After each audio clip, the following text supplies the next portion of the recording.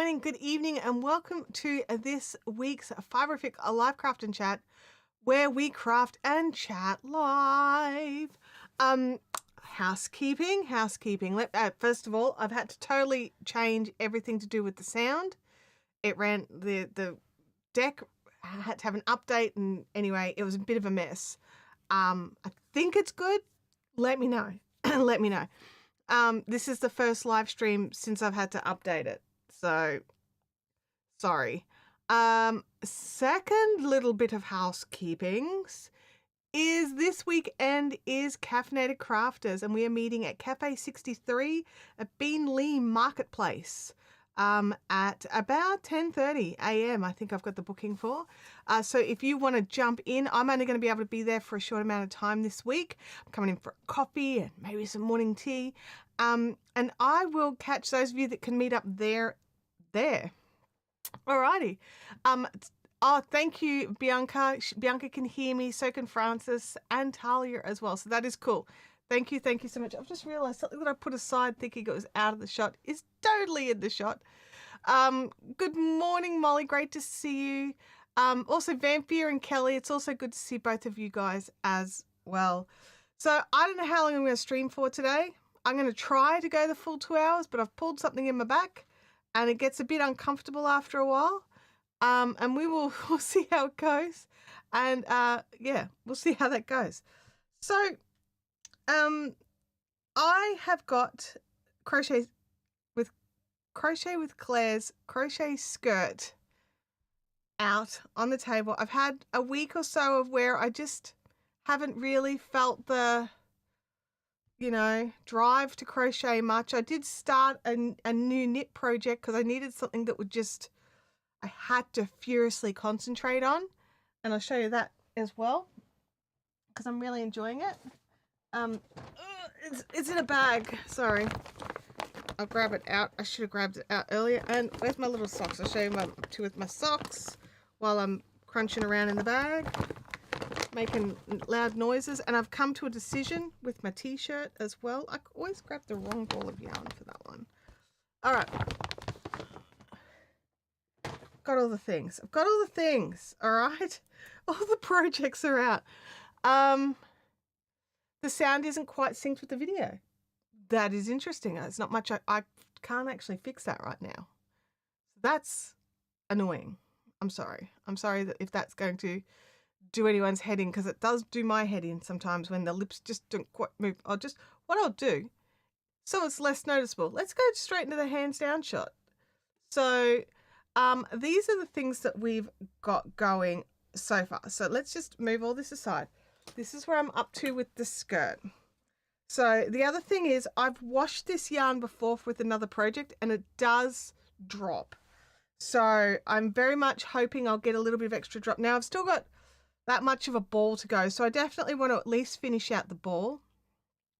Bianca says I didn't notice it until you mentioned it. Well, we're going to move right on. So this is where I'm up to with the skirt. I am loving this skirt. All right. I'm absolutely in love with this skirt. I cannot wait till it's washed and I can wear it, but I haven't measured it in a bit. So let's measure it. Now I do measure to the shortest point. All right. Because that'll be the bit that bugs me. So I'm just going to lay it out flat here and just measure through to one of the short points. Let's see what we've got. So from waistband through to the shortest point, we're currently at 45 centimeters or 17 3/4 inches, which is not terrible because the other thing is I won't be wearing this skirt with nothing under it. I'll be wearing it with leggings under it. I feel that it's a little too open for me to feel confident. And like, it's awesome if you would feel confident in it, but I personally want to wear something under it. So the reality is I'm wearing at least knee-length leggings under it. So probably even calf-length leggings. So it's YouTube's not really well. Just as a heads up, if it's getting a bit swirly, it looks like it's from this end, and I don't know why. To be honest, I did a speed test, so hopefully you guys are getting a decent enough signal through. I don't know the answers. There's nothing I cannot fix it without restarting the stream. Let me open the widget. Open the widget. All right.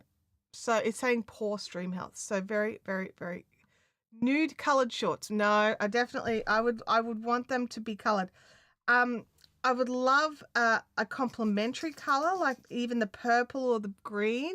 If I could do one of these colors as shorts, because I don't want it to look like I have nothing on under the skirt. That's the thing that bugs me.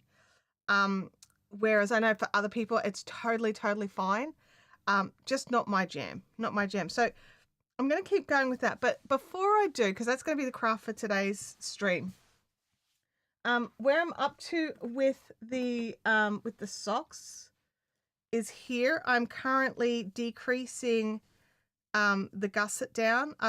Look, there's been a problem, and I put it down because I realized I botched something over here. Let me just bring this up for you to see. I botched something there, and it is doing my head in a little bit. So I've paused because I may actually have to go back and pull it all the way out and come all the way back up to here in this heel turn. I'm trying to work out if it bugs me so much that I can't, but it's sort of caused other problems. And that's like, I can deal with the fact that I forgot to put the yarn in the back to slip the stitch. I can deal with that, having the single bar over there, but it's actually means that there's other things like I can't tighten some stitches around it because of it. Whereas this side, look at that. That looks so neat and swanky. And then this side looks janky. So I would like to, I think I want to go back and fix it. At the same time, I kind of don't. So I haven't decided. So on hold temporarily while I decide what I'm doing. So there we go. It's a little hat for the ball now. It's just a little hat.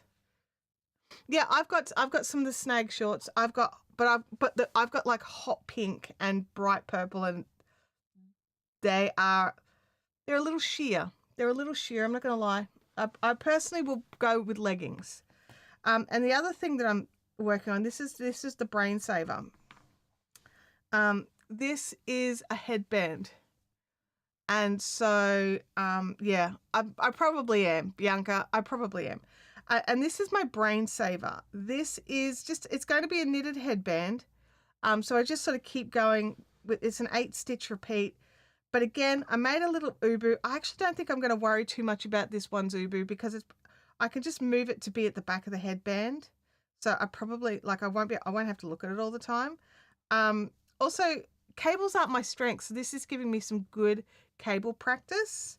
All of these projects, maybe not the socks actually, but this and the skirt are in my Ravelry.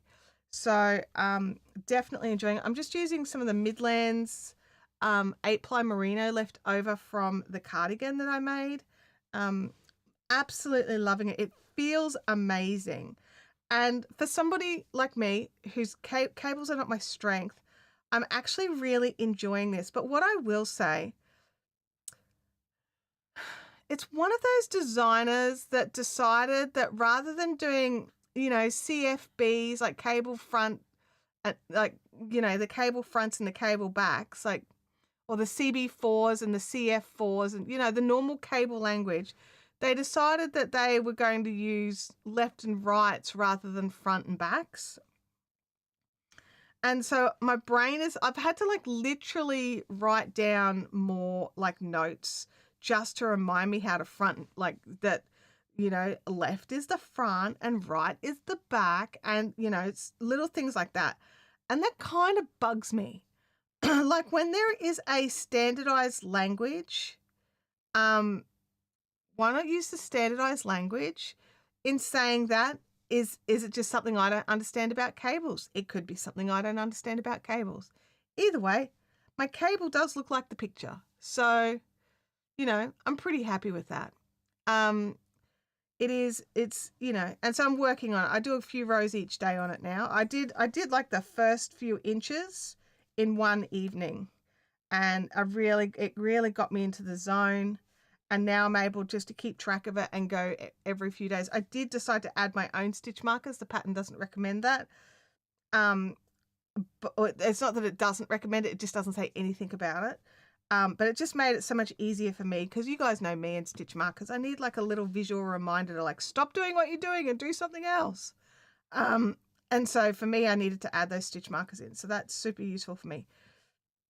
I can't think of the name of it, but my Ravelry queue is in the description, and it is and this is in my projects. I may not have the most up-to-date photo on there. I don't even know if I have a photo, but anyway, it is there. There is a photo. There is the link there with the pattern. For the life of me, I cannot think of the name of it. But yeah, so that one's coming along. So I'm really happy with that. And with the knitted t-shirt, okay? The knitted t-shirt, I've decided I'm going to frog it and start again. Why? Because I hate the little open holes. Hang on, I'm getting it. This one. I don't like how the increased stitches look. And I don't like how they're going to look when it's blocked. I don't like anything about these increases. And it's bugging me. If the yarn wasn't so fine, they wouldn't be so obvious, and I understand that. I don't think it's a fault in the pattern. I just think that it's not my taste. And I really want to love it. But I'm not. I love how it feels, and I was really looking forward to wearing it. But I don't love these yarn overs. Or they're not yarn overs, but this particular style of increased stitches. So what I'm going to be doing is I'm going to be sitting down and learning a few different variations of increased stitches, and then see how they look. Like, I'm just going to make some swatches and see how they look with this yarn and these needles, because I liked the gauge and I like the feel of the fabric I'm getting. And if I can get a better looking increase, I'm going to come back to this pattern and do this other increase instead. I like the pattern. There's so many parts of it I like. I do not like how these look. They look like mistakes to me. It'll bloom a little, but not enough to make a difference. I will still know that these little holes are here, and I don't like them because they're not like proper yarn overs. They look like mistakes to me, and I know they're not. I know it's the pattern feature, but it's a pattern feature that's not sitting right with my brain. So, Ocean-born headband. Oh, Leanne, thank you. It was doing my head in, not knowing it. It was doing my head in. No, I actually just watched a video today. I don't have a link to share with you, but I will find it and share it, of a really interesting way to do a more invisible increase. It's a little bit finagly, but I don't want to say, like, you know, be like, this is the one I'm using. I want to test it with this yarn. The instructional video was using really chunky yarns. I think this is just a standard lifted increase off the top of my head. I can't remember. Bianca might know off the top of her head, but it's just because this is quite an open gauge. It's just not working for me, and I'm being really precious about it, and I get that. But I know that if I finished this off, washed it and blocked it, and there was these holes that looked like mistakes, which to me they do, I would not wear this shirt. So I want to pull it back now where I can still get in and make it so that I would wear it, because I want to wear it. I think it'll feel amazing and I think it will look beautiful. I'm just not happy with how these are looking. So I want to find an alternative increase, because you need the increases. Like, you can't just leave out the increases. And I don't want yarn overs. I don't want holes. I want invisible increases. That's what I want. So that's what I'm going to look for. So, and for the life of me, I just watched it this morning and I was just like, oh my gosh, because I'd already decided that this was getting frogged. And then I saw the video this morning and I was just like, whoa, that's exactly what I want to try. And then I bookmarked it. I think it was an Instagram reel. I've got to go back and find it now. But yeah, this was like anyway, what you do, it ends up creating 2 stitches in one thing, but you only knit one and you slip the other, and then when you purl it back, it's like a variation on a knit front and back, but you do it slightly differently. But instead of knitting it front and knitting it back, you knit it front and slip the back one so that you don't get the purl bump. And then when you come back and purl the row later, it sits them in beautifully. So that's what I want. That's what I want to try. Do you know what? We could try that right now. We could just start knitting a little swatch. We could do that. Should we do that? I mean, I'm nearly finished this skirt. Why don't we finish the skirt, Chantel? Get your brain together. Let's finish off at least this yarn ball of the skirt, and then we can go in and I don't know. I don't even know. What would you prefer to see? Me make a little swatch and try this new knit front and back method that I saw to see if it works better, or continue on with the skirt? So while you decide, I've got tea and I have water Yeti. I have my pink water Yeti. I'm going to have some tea. Siobhan says, that's the joy of making it for yourself. Little changes to suit when you like. If it feels wrong, it is. I agree. I know I won't wear it as is. You know what? I thought I put enough milk in it this time, but it's so hot still. And what it is I left tons of room for milk and went, that's a lot of room for milk, and then didn't fill it with milk. I'm such an umpty. Do the skirt? Yeah. I think it'd be nice to at least finish this yarn, and then I can tick something off my brain. What I do need to do, however, is I do need to adjust my position a little bit. I need to support my back a little bit more.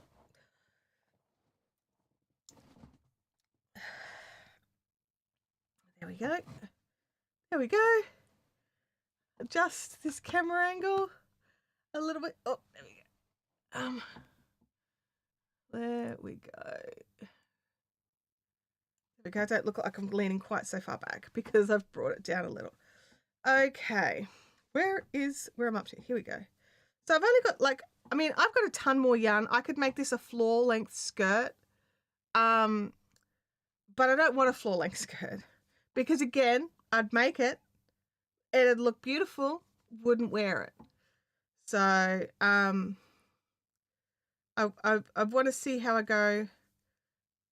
I use up the end of this ball, try it on. I know it's going to drop a little bit after I wash it, and see if it's enough. Otherwise, I'm going to go and add another half a ball on or something like that, probably.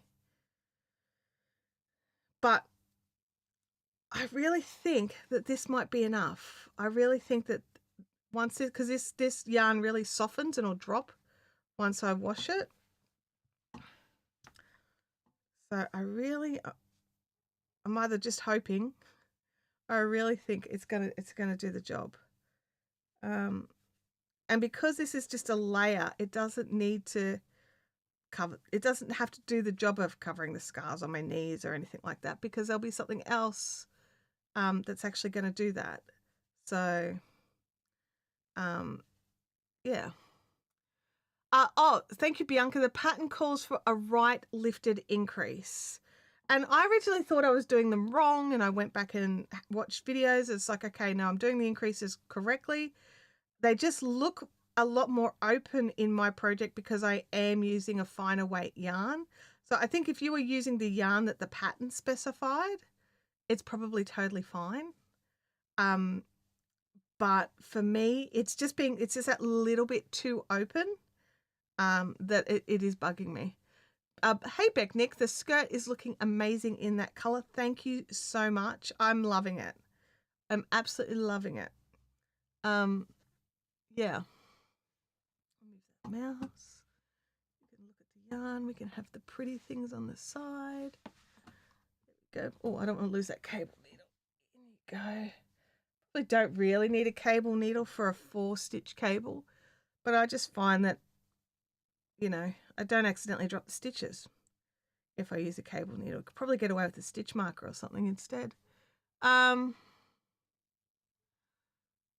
Bianca says you can't see them in mine either, but that's also probably because the yarn is so variegated. Yeah, I mean, like, I think my yarn choice is playing a huge part in how open and obvious these stitches are. And I think you're right. The variegated would definitely, it would take your eye away from it a little bit. And also you're probably knitting to a tighter gauge than I am as well, which would mean they would be smaller again. I think there's a lot of things playing against me right now with that particular thing, like the yarn choice, the size of the gauge that I'm getting with the needles that I'm using, things like that. So yeah, and this is the thing. I don't think there's anything wrong with the pattern. I just think I want to tweak it up a little bit so I'm happier with it. That's all.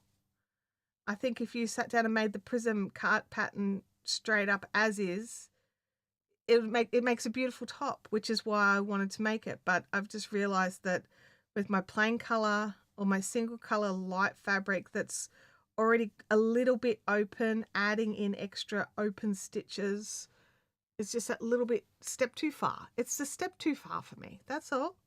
And we all have our things that we like and don't like in knitting and crochet patterns.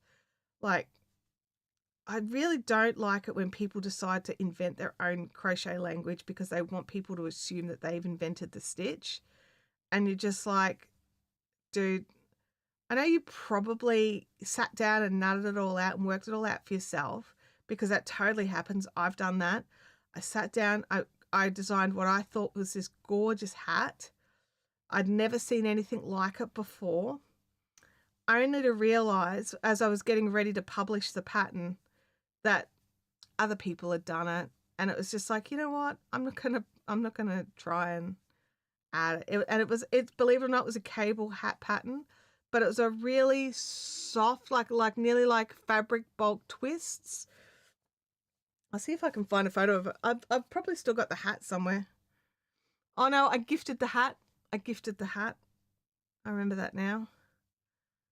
Or did I? I know I made a couple of them, so maybe I gifted one. I might still have one somewhere. But I was really, really disappointed. I was like, oh. So it is, you can totally think you've invented something, right? And then realize somebody else came up with the same thing at the same time or earlier. But you can't just, like, if there's a standardized language for something, you can't just invent your own language if you want people to feel comfortable making it. That's all. Vampire says, I'm considering making the skirt once my weight stabilizes a bit, currently dropping another size again. Wow, that's fantastic news, Vampire. That is fantastic news. In the meantime, you can be thinking about colors and whether you want it striping or solid or whatever it is that you want. I'm loving using this self-striping yarn. I don't even have to think about it. I found it really, like, when I got to the end of the ball, because this is the second ball in this blanket. So blanket in this skirt, because so far we're at nearly 300 grams. Because these are 150 gram balls. When I was putting in the second ball, I had to stop myself because I was going to go through and like match the colors. And I realized I was going to, like, if it's like, oh yeah, it's just a meter or two, I could have dealt with it. But I realized I was going to have to pull out, like, it was this huge part of the ball. And I just went, you know what? That's not the purpose of this skirt. This skirt's supposed to be fun and, like, no one cares, and the colors are constantly changing.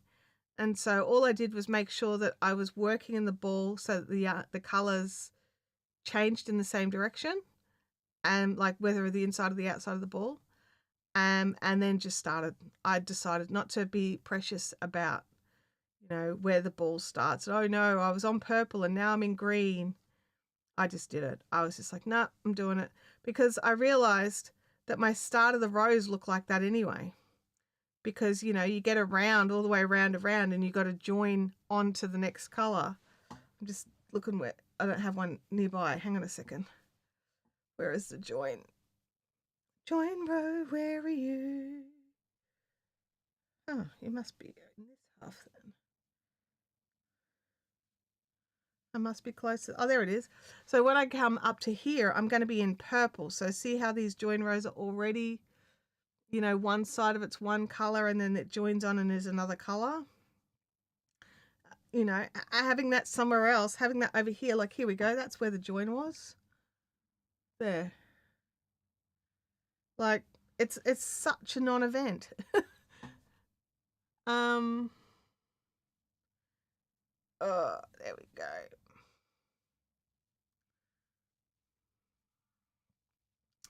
Alrighty.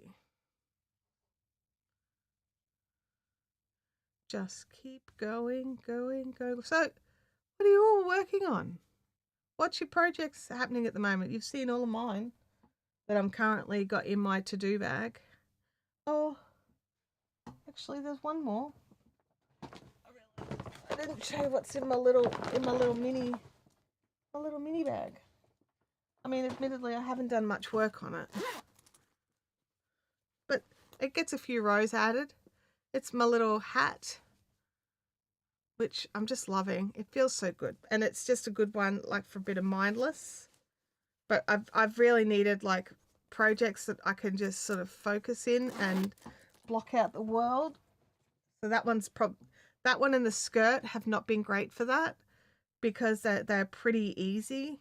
Like this section of the skirt, that's a little bit more sort of thought had to go into this bit, but the rest of it, it's like making a blanket. That's why I keep calling it, that's why I keep saying my blanket rather than the skirt, because it feels like I'm making a blanket.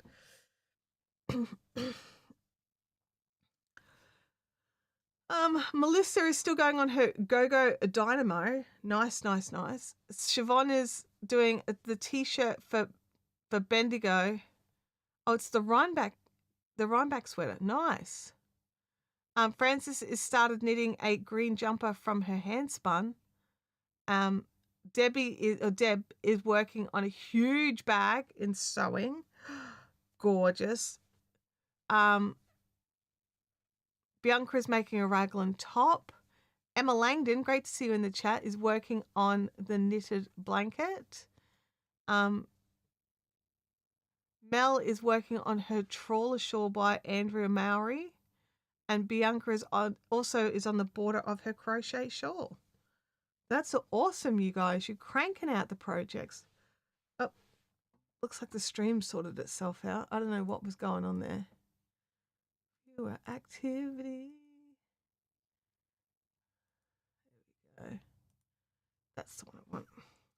I like to have a particular screen on in the background so I know what's happening and where people are at and stuff. Let me just bring that down. Alrighty. I need one more. No.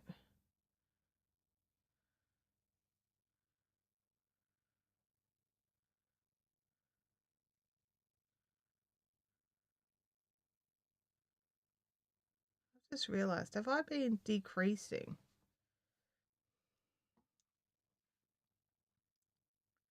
I think I have. I think I've been.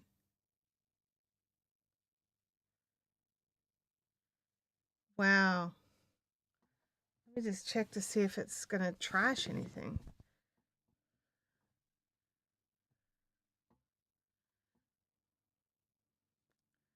I'm just like looking here at this, where I'm joining in this edge, which is over here. And I've just realized that where I was joining in,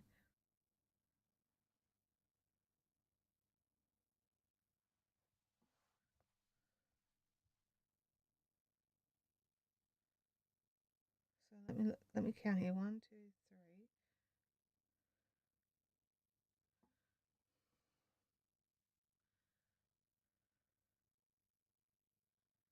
I don't think it's decreasing. It looks like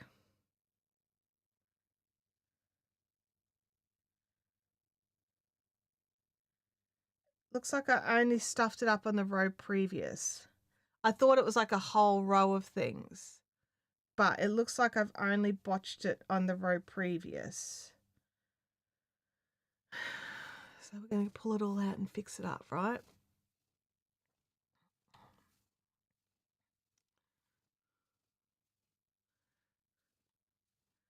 Here we go, pull it out. Fix the mistake and fix it. Because I cannot deal with mistakes like that. That's not a fudgy fudge. That will change things.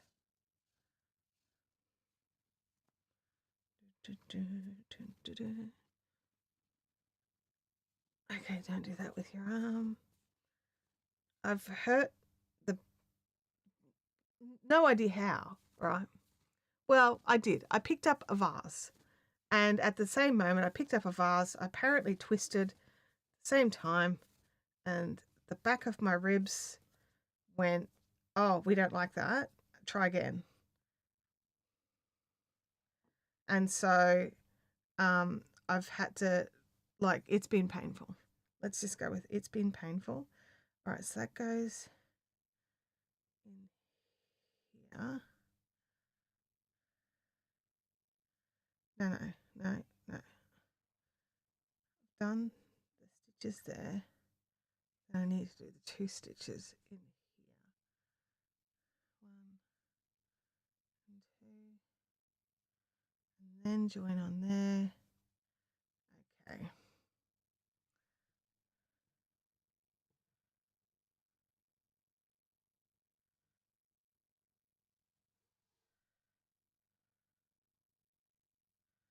No, I've definitely lost one somewhere.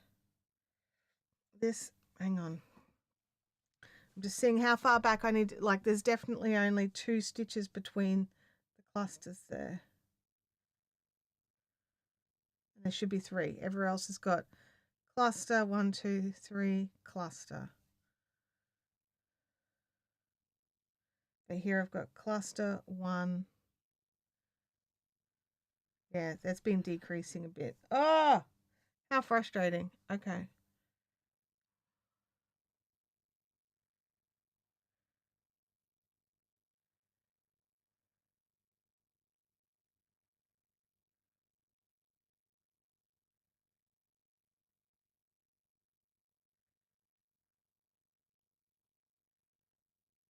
There.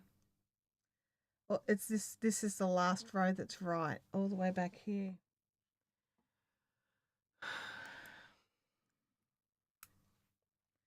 So where was it? It was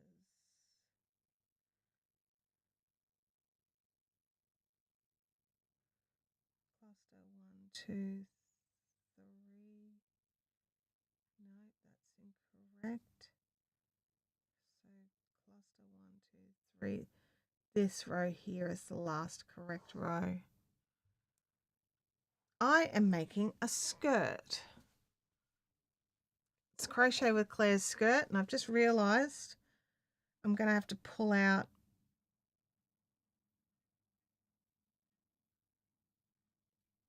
1, 2, 3 rows, and that's the frogging of 1 row. Knits Bin Girl says time to try that knitted swatch. Oh, yeah. What I might do is grab the K2 ball winder and wind up this ball, and it can help me frog. Hang on.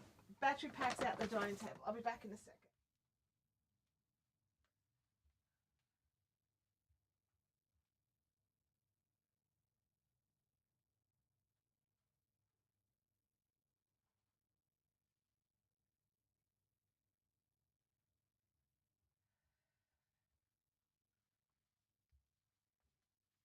Let me know in the chat. Have you had to, like, got to a point where you're like, I'm nearly finished, and then you realize, oh, except now I'm going to have to pull back, like, you know, 2 hours work to fix it?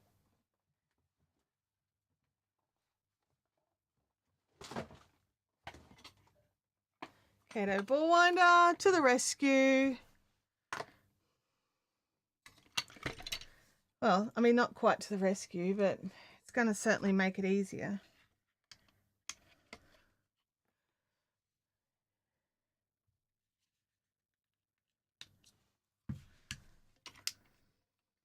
Alrighty, let me find the other end of this ball because we're nearly at the end of this, so I might as well tidy it up too.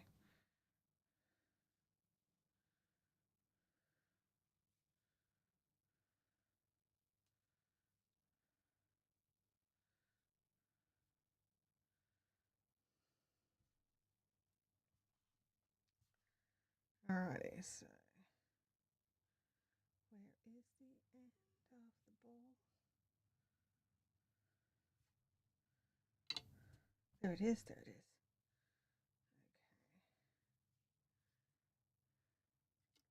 Okay. Yeah, definitely get your ball winder to help you if you've got a frog.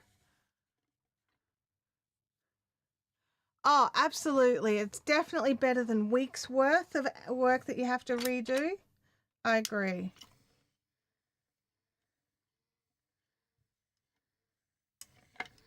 Stop.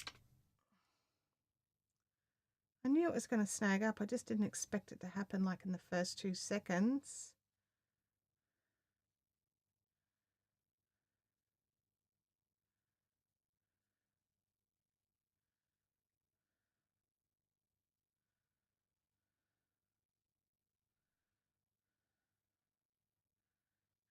Okay, let's have a look through here. It's trying to feed.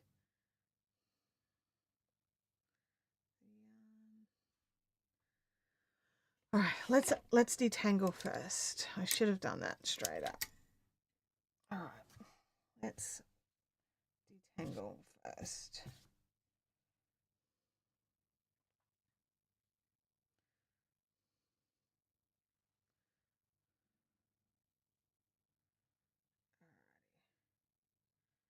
Alrighty, purple yarn coming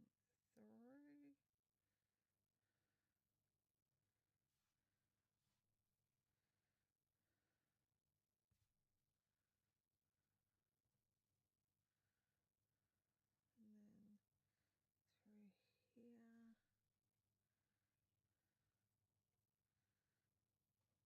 Okay.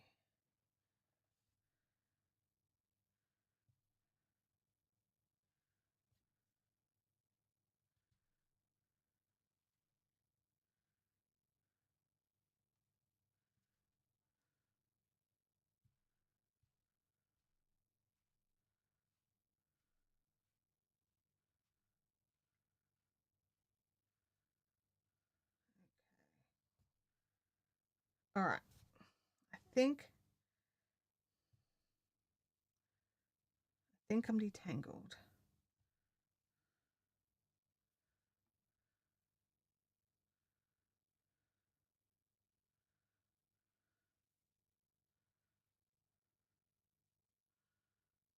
All right, let's try again. All right, let's have a look.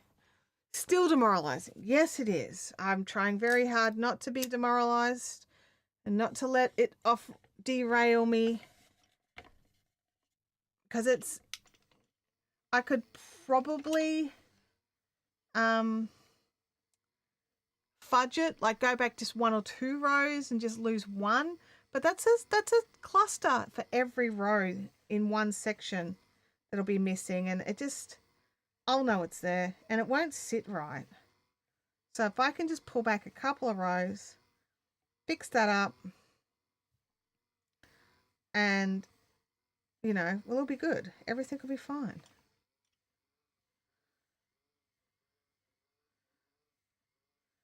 So yeah, we'll get this yarn bath ball sorted, which it was actually starting to bug me a little bit. So, I mean, at least that's being tidied up too, right?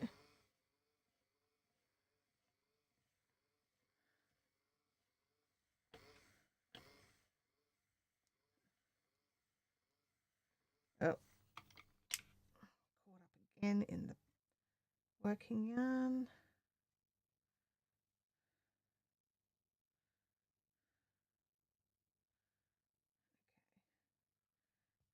Where's the middle of the ball? I can kind of hold it, sort of, as a bracelet.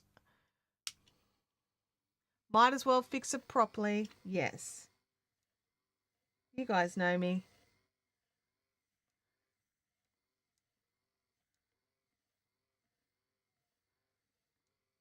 If I'm going to have to go back and fix it a little bit, I may as well go back a little bit extra and fix it properly.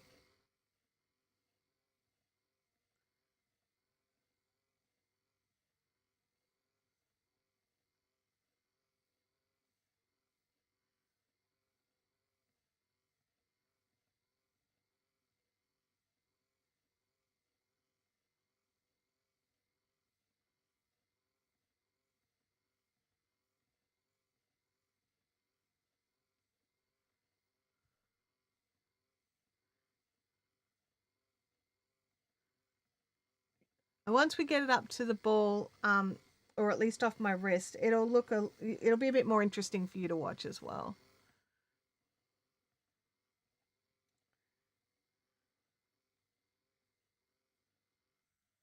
Oh, stop.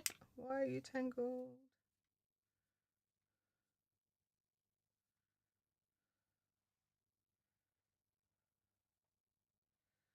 Let's see if we can clear.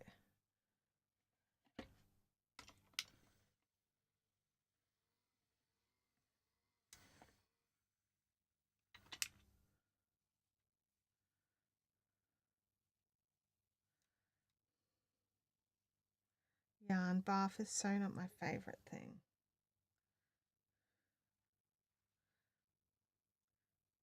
I know some people absolutely love detangling yarn, and look, I don't mind doing it. But there are times when I would prefer just to craft than detangle.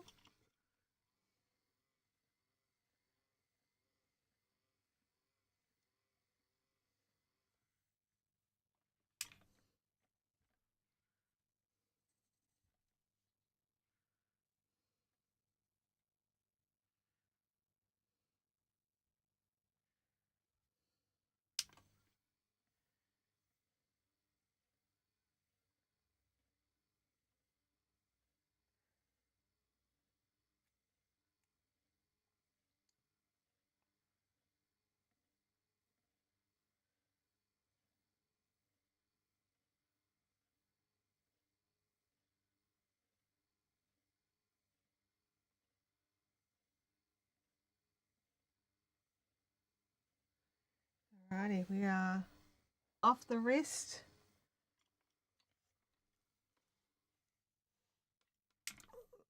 Coming into the frogged section.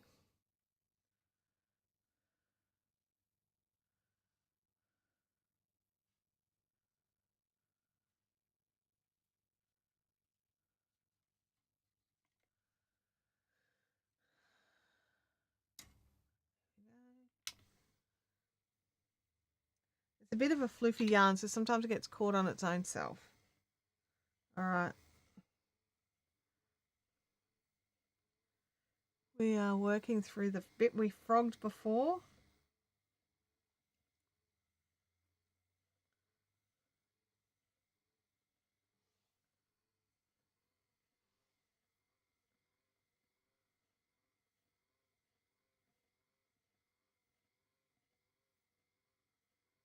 And I've put a stitch marker on the row I think is correct.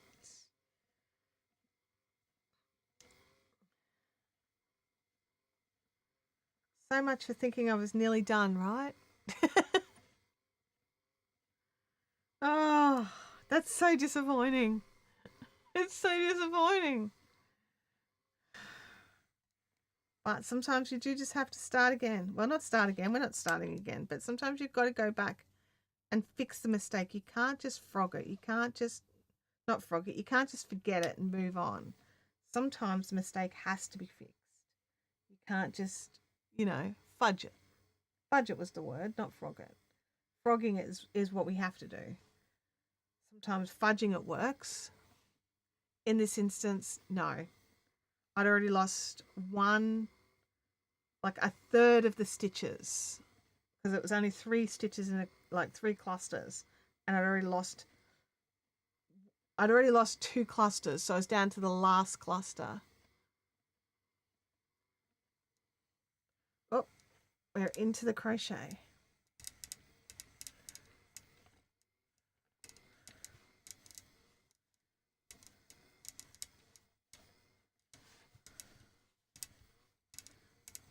what I might do is fold the skirt in half and just roll that up a bit, just so that we've got all the 4/4 right here. Siobhan says, having to do pool physio today is demoralizing. Can I just stay in bed and knit? No, you can't. You need to go and do your physio.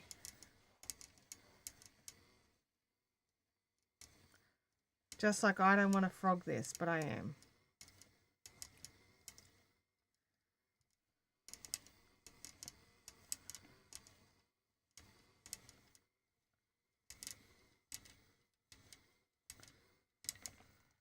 Oh.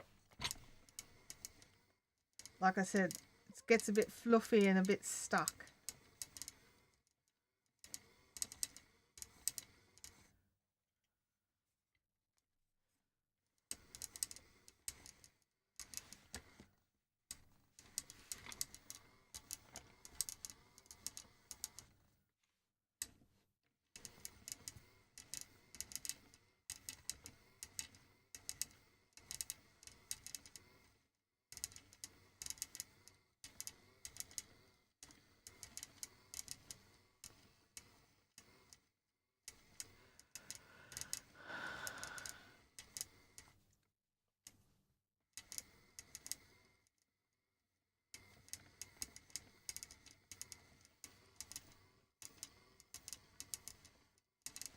All right, one row down.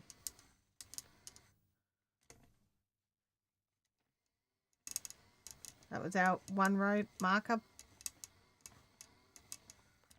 Do the yucky thing and then you can knit for the rest of the day. I agree.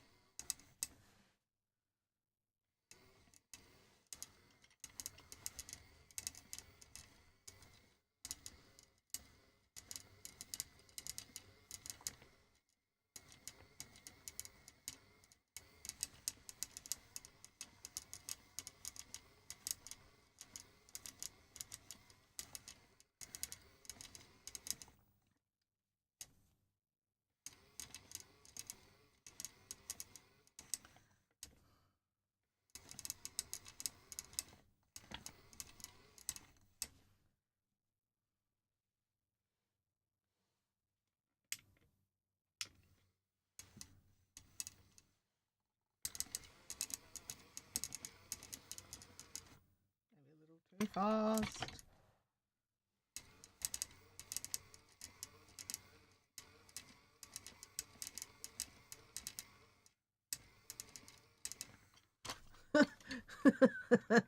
I was just sitting here thinking maybe I should like clamp this to the table or something.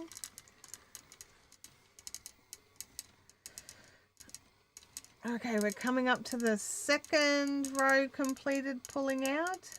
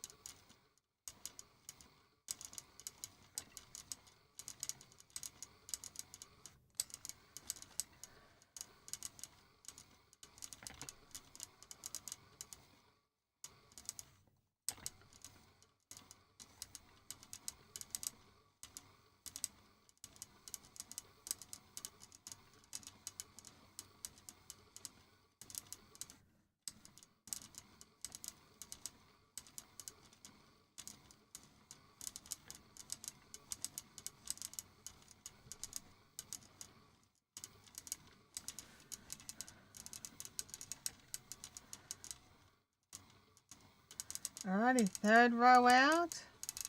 I just want to double check.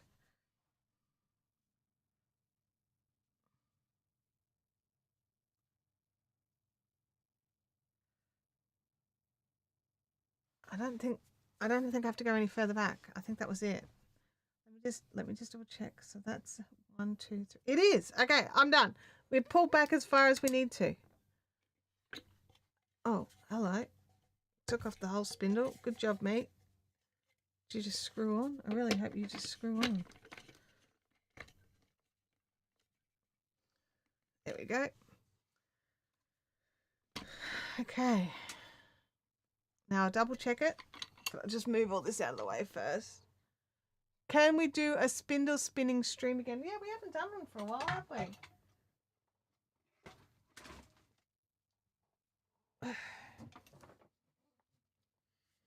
Well, I'll have to have a think about it. Okay. We might plan it for a couple of weeks' time. I want to wait till my back's healed.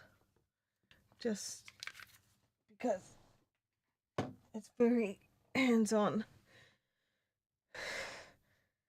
Okay. Alrighty.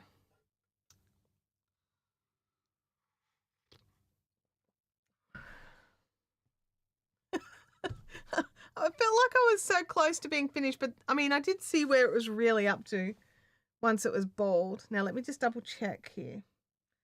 1, 2, 3, and then, okay, cool. Yeah, we pulled back as far as we needed to.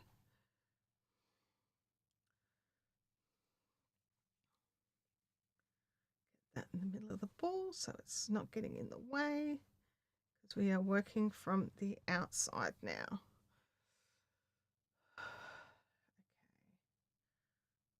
I just want to double check that I am doing the right thing. So this is part of the cross of the two together. Okay, so now there should be 1, 2, 3.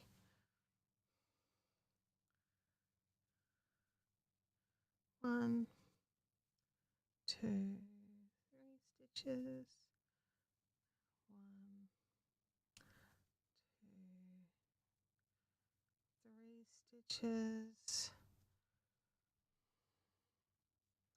Yeah, heal your back first. It's kind of an important part. Yeah. Yep.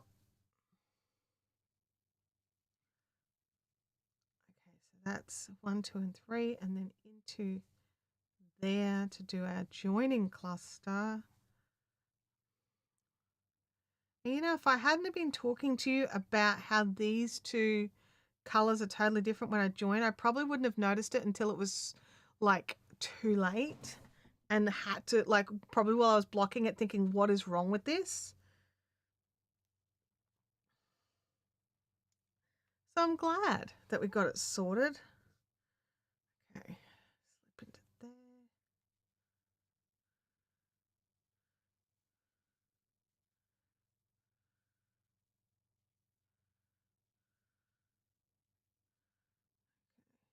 Alrighty. Well, we have at least 3 or 4 rows to go. Because what have we frogged out 3 rows, and there was still yarn in the ball. So maybe 5 rows to go.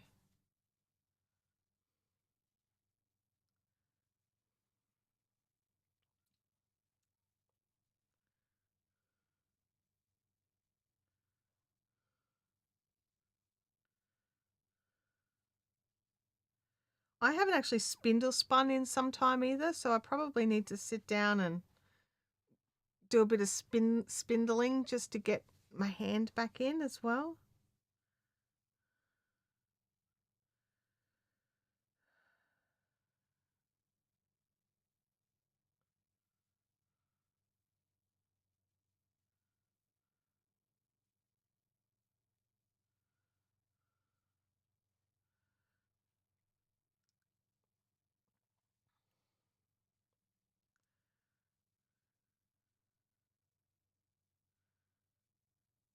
Okay.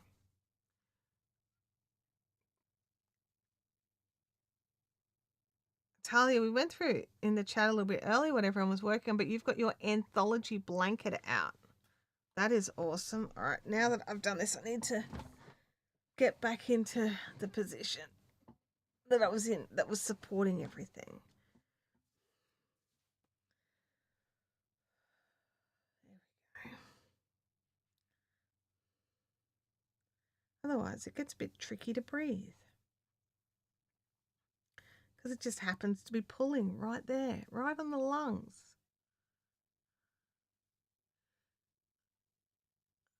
Talia says, I got a Turkish spindle from Merino's a few weeks ago. I haven't had myself a new spindle in some time, but in saying that, I haven't spindled in some time. So, you know, maybe if I got a new spindle, I'd be inspired. No, I'm kidding. I don't need any more spindles for a bit, I don't think. I'm actually really happy with the ones I've got. I've got a really nice collection of spindles I'm actually super happy with. And it's not just like, you know, I've got one of each or anything like that. I've got a couple that I just really love, but I also love that I've got a few different shapes. So while, yes, I love Turkish spindles, they're so much fun, I also love Tibetan and Russian spindles. And so I have a selection of those as well. So I do have a Tarkly. I don't use it much, I'll be honest. It's more like a demonstration thing. I don't tend to, I don't know. I like to spindle spin into the wooden bowls because they're quiet, and my Tarkly's got a metal tip, so it just basically wrecks my spindle bowls. So I have to use a ceramic bowl for that one, and it just makes that noise. You know, that noise of like metal twisting on glass, like that's the noise, and I don't. It's not my favorite noise in the world. I'm a bit susceptible to some noises, and that one kind of, it's not the worst thing, but it definitely grates on my nerves a bit, and I can't really complete like a biggish project because it's, you know, it's just the sound is grating. It's supposed to be relaxing, but I don't have one. I just don't find it relaxing when I'm using the ceramic bowls. Oh, you've got the nail binding needle, but I haven't tried it yet. I've got one as well. I haven't given it a go either. I picked one up in an order I made. I think it was a Scott Snyder nail binding needle that I've got. I think I have to check. Oh, Deb's bags in the fun zone. I'll have to go and have a look at that after.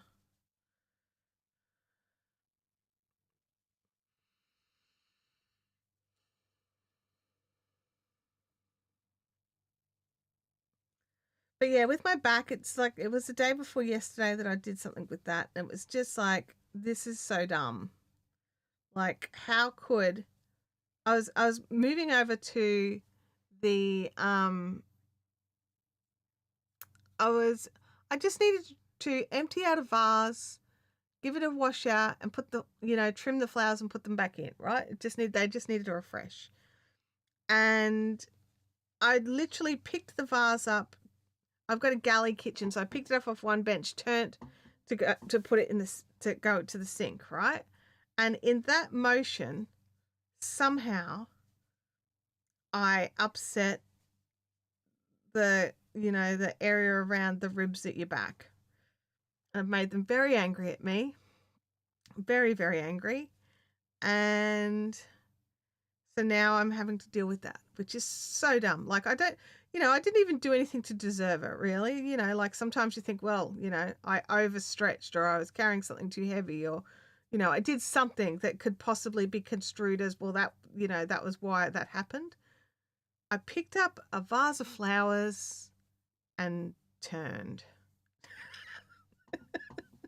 Just like, are you kidding me right now? Have you guys seen those memes on the socials where it's just like, you know, the I think it's a guy for the most part in them, but it's basically like he rolled over in bed and now he's got like a dislocated back, and you know, he tried to put on his shoes and now his ankle's broken.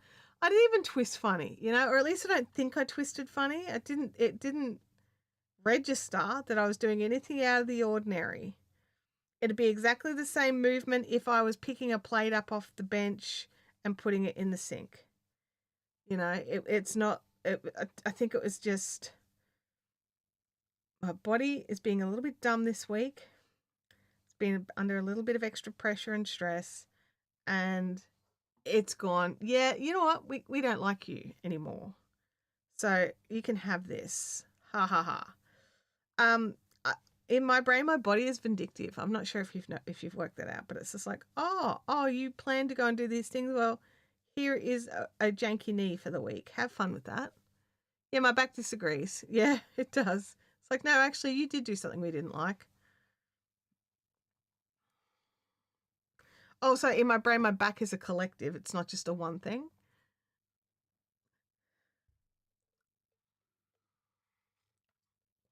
Tea is still too hot to drink. That's so annoying.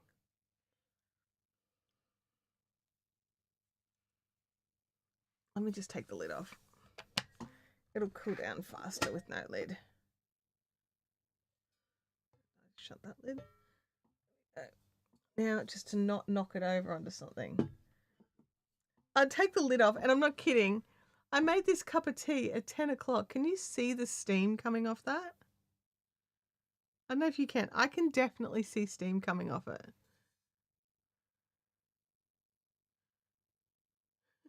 There's so much steam. I'm like, righto. Nispindale says it's so annoying when you throw your back out doing something little. I've thrown my back out once just by putting petrol in my car. I picked up the hose from the machine, turned and put it in the car.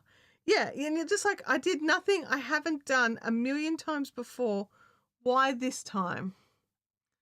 Your body's reminding you that you're over 30. Yes, it is. It's like, hey, how's it going? Are you dead yet? Oh yeah, my favorite is when you sneeze and pull muscles in the middle. That's the thing, isn't it? Oh, it's just, yep. Leanne says, I describe my body as fraying at the edges. Oh gosh. Mine is like a full-on snapped rope.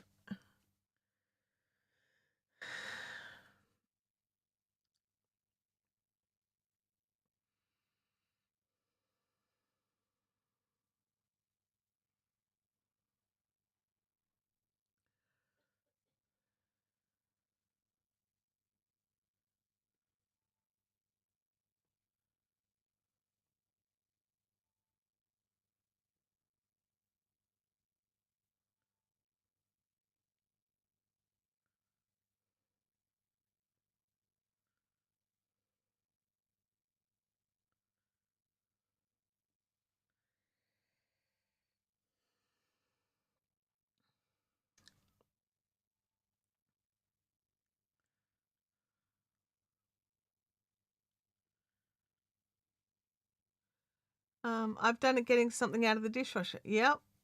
Yep. It's just frustrating. You're just like, I didn't deserve this. I was just doing, and look at that, getting petrol. Mine was doing like a task that just, it wasn't exciting. It was just something that needed to be done. Getting stuff out of the dishwasher, getting fuel in the car. It's not like we were like dancing or skydiving or hiking, you know what I mean? Or doing something fun. We were doing the mundane tasks that need to be done. How is that? That's just not fair, right? I know I'm having a whinge. I'm sorry. I'm just feeling a bit, yeah, about the whole thing. Like, really? Really?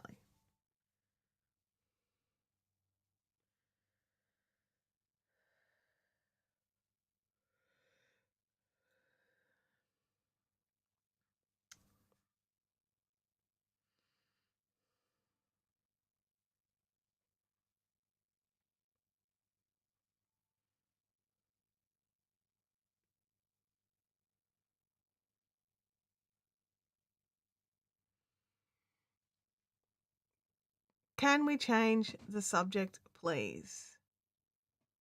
What do you mean?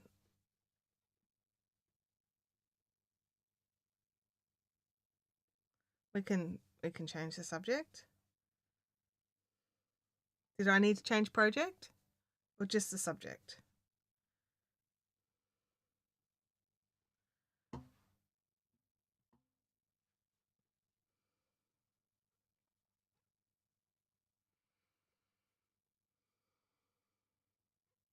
So that weather we're having. I'm enjoying the cold snap. I'll say that. The wind that we had that first day that there was a cold snap, that was my favorite. But it's been lovely just being a bit cool. We got a bit cool and then it got hot again, and now it's cooling down again. I'm pretty happy about that. Abby's happy. There's snow forming down on the snow fields, so she's a happy camper. She likes it when there's snow down there. Oh, yes, Melissa, I do. Oh my gosh, yes. Housework is bad. Yep, we can wear our woman knits. Absolutely. I'm beginning to like have hope that I'll be able to wear my super warm Jethro sweater soon. So probably I should probably block the the bands, the front bands. They kind of sort of jump up a bit because they just need to be blocked out. I don't want to block it too heavily, but I think I would like to block out that front band a little bit. So, and then that will be ready to wear because all the ends are in. I'm planning a drop spindle class to teens at the guild. Any suggestions for things we should include? I would look at how many teens you've got. Make sure you've got teaching assistants. Have they drop spindle before? How heavy are your drop spindles? Hopefully they're not those Ashford drop spindles because they're awful. Let me think. Teens. I don't know. I mean, is it just like a class of teens, or is it teens that actually want to be there? Because that's the other thing. That's a consideration that needs to be taken as well. Oh yeah, with the ground being so wet. Yeah, definitely Vampire. Kelly says I actually wore my Sierra knit dress yesterday and it was so comfy. That sounds amazing. I've actually, believe it or not, I've still got to weave in the ends on my Sierra track pants. Well, at least there's one end that's definitely got to be woven in, so I should sit down and do that too. Like they're finished. I've worn them. I just tucked it up inside under my leg, like inside the leg. So I should probably finish weaving that in. I kind of gave it a partial weaving because I had to pull the legs out and redo them because they were way too long. So I think I kind of like left it until I decided what I was doing, but I'm happy with it. They're gonna build their own spindles? Oh, that'll be fun. That'll be fun. Okay. So they're building their own spindles. Are they going to be working from raw fleece or from comb top?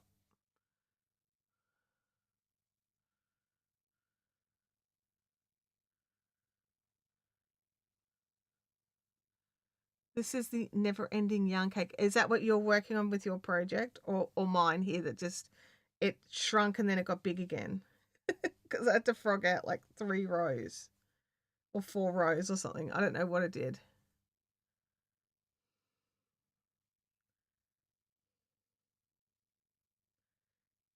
But at least it's a neat cake now and it's not like that dog's breakfast that it was.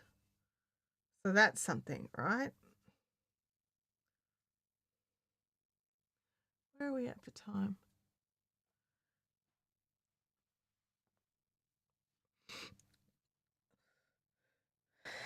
Don't lift your arm because you can't breathe. That was stupid.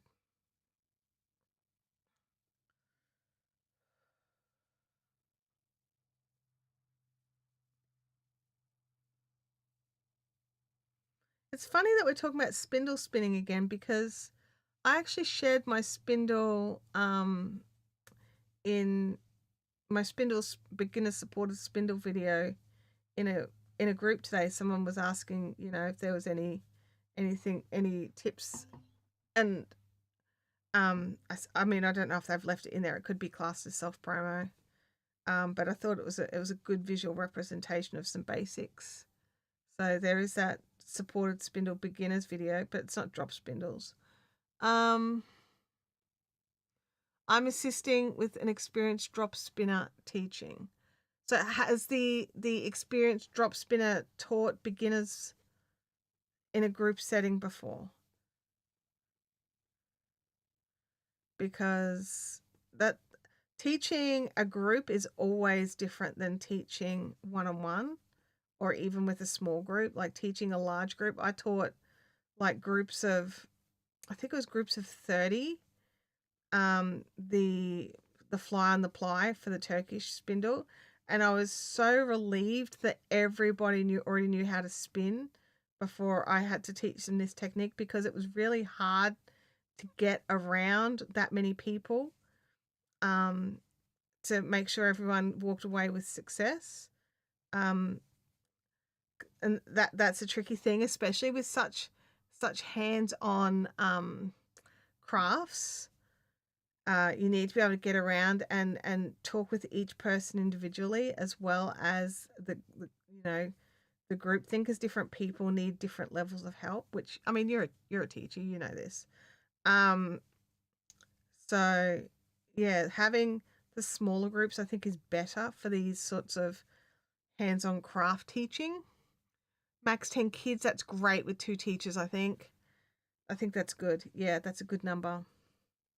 Um, the the teenager factor, I don't know how that'll go. But I mean, as long as they volunteered for the class and they're not being forced into it, I don't think you'll have any issues. It's just an issue if it's just like some classroom teacher has decided, oh, do you know what would be good if we got these specialist teachers to come in and show this thing, and you've got all these like kids who are just zero interest in it being forced to do it. I think that makes it a bit harder. But if they're all like, yeah, I want to do this thing, then that's a totally different group of people.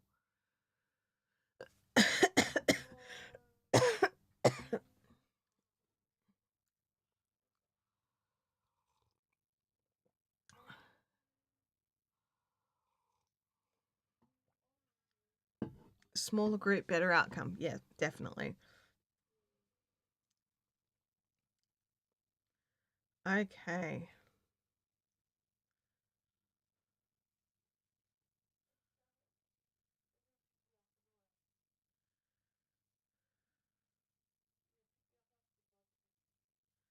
All right.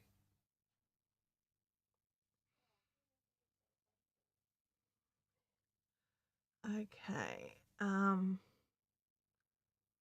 It's a school holiday workshop of. Oh, okay. So people have actually, the people who've signed up for it actually want to be there. That's going to make the world of difference, honestly.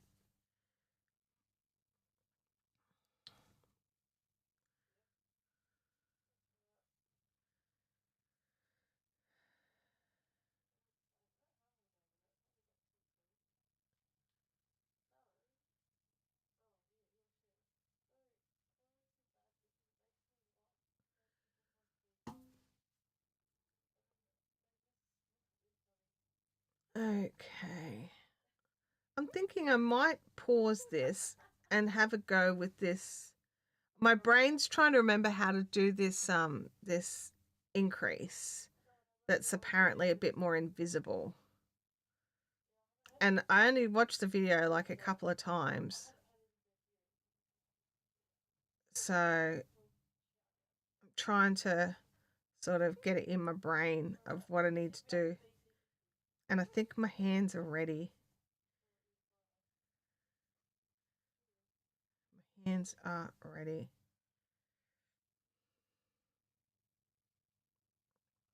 Oh, and we're coming up to the end of a round. Oh, that's cool too. Double bonus. Look at that for timing. Double bonus. Oh, try again.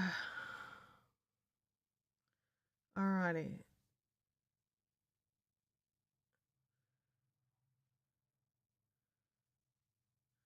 But I do want to just double check I have got the right number of stitches here. So 1, 2, and 3, and then the joining. Yay! It's working. It's working. I'll just get this first stitch done just so I know where I'm at.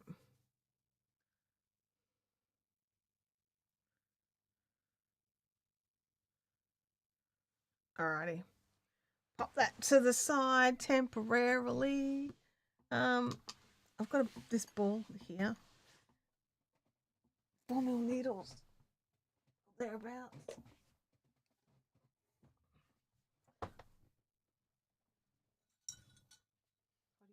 You're way too small. Alright.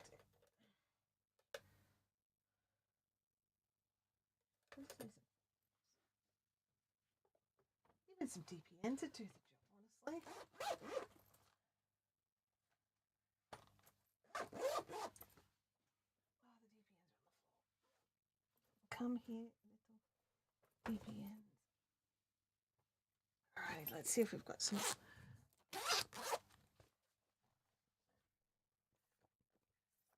I don't know what size you are.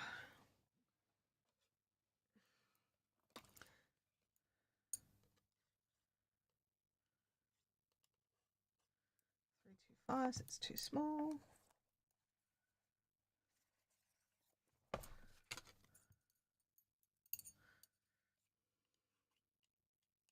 Fours, that'll do the job. Okie dokie. Alrighty. So I just want to quickly just get a couple of stitches on here. What am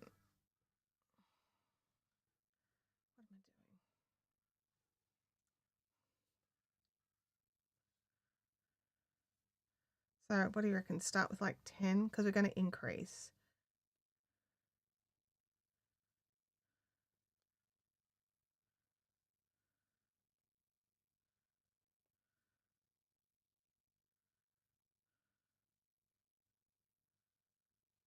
So 2, 4, 6, 8, 9. One more. Oh, thank you. Thank you.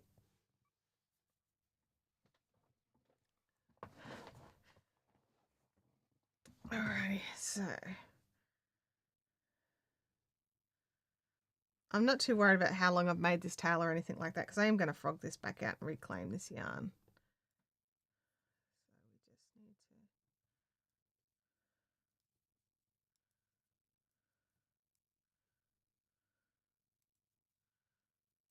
I just want to get a row or two in before we start testing this increase to see how it looks.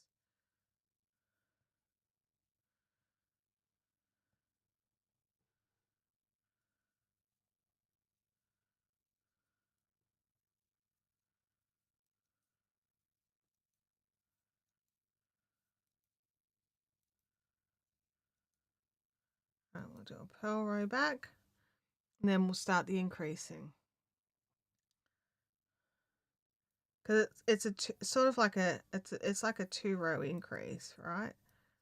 So we set it up on the knit row, and then you don't work it until you've purl it back, or it's like half the stitch gets done in the purl row, I think. Alrighty. So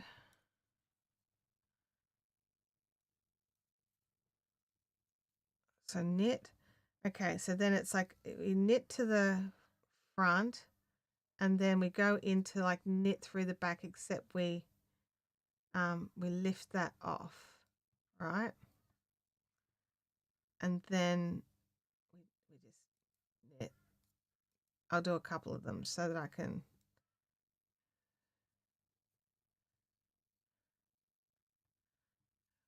see how they look, see if it's a fluke.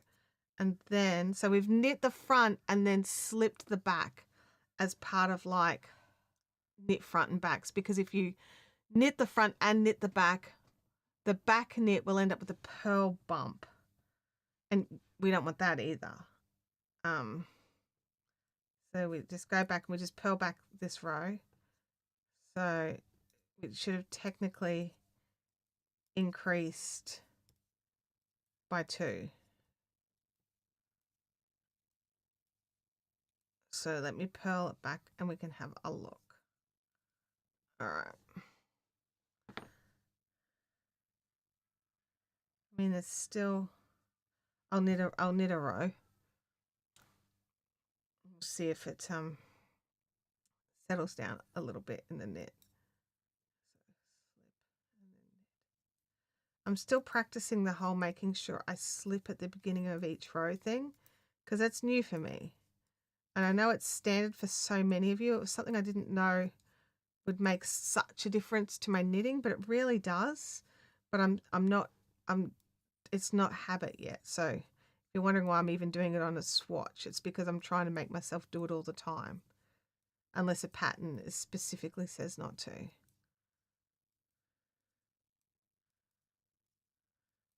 Alrighty, we should have a little bit of clearance here now.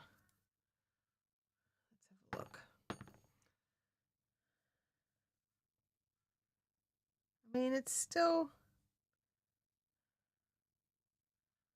there's still a little obvious, but like nothing like the gaping holes.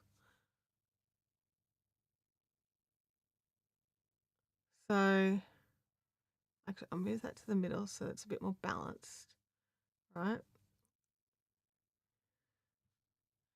The increases are there, and like I have to actually go, oh, where are those increases? I've kind of got to like pull it out, and then you can see them like when you've gone like that, like stretched it out a bit. So you can see it's there and there. But, oh yeah, Bianca, I will. I just wanted to see if I had the method first. But yeah, I just wanted to see if I could, you know, with a thicker yarn that you guys could see a bit better too. I just wanted to see if I got the method down. And I think I do. So why do I slip the first stitch? Because it gives you such, like I'm just double checking I did it right on here because I'm still learning this. But look at the edge stitches, the selvage stitch that you get. It's just, and it sits so much flatter, like it's not curling under. But it just sits so much nicer, and it's like a detail nearly. And then also if you have to join or pick up any stitches, it just gives you a neater edge to work from. It's you don't have to do it, but I've just found for me, especially if I've got to pick up stitches and join things on, it doesn't change anything other than ease for me, and looks prettier, but that's it. But yeah, I just wanted to double check I could actually do it, and if I got the mechanics of it right before I went in and did it. But I think it looks perfectly fine with this fatter yarn. Let's go and see how it looks on the cotton. So let me just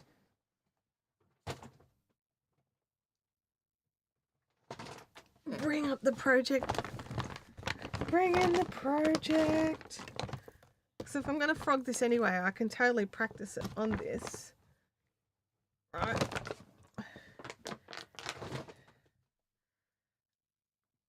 And then we can actually compare it to, and then we're using the same things. Yeah, it does definitely make socks and stuff better, but I find that on like bits of cardigan as well and stuff like that, like where I've got to stitch it, it gives you a nice, like I like the edge. I just like it. That's why I do it. I like it. Alrighty, so here we have the 4-ply yarn with, I have no idea what size needle tips I've got here. I think it was about a 375.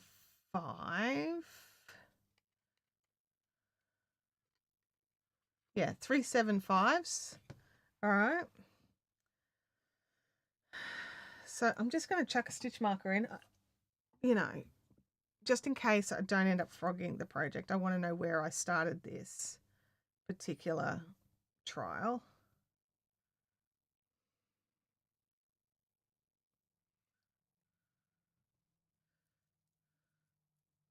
These stitch markers very much blend into this yarn. I probably should have grabbed a different one, but I didn't. Okay, let's have a look here. I've got my fingers really, like, cross your fingers that this looks all right, okay? I'm just going to do a few stitches and backwards and forwards in the same section. All right. Okay. So knit front, slip the back. Knit, knit. I'm going to do 2 again. Knit front, slip the back. And then knit, knit, knit, knit, knit. And then I'm going to just purl this bit. We're going to do a couple of rows after it so I can see where it was.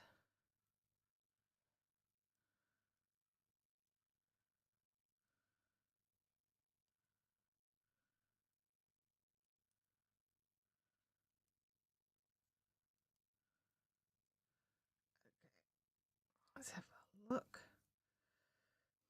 We'll just do 2 rows of just the knitting.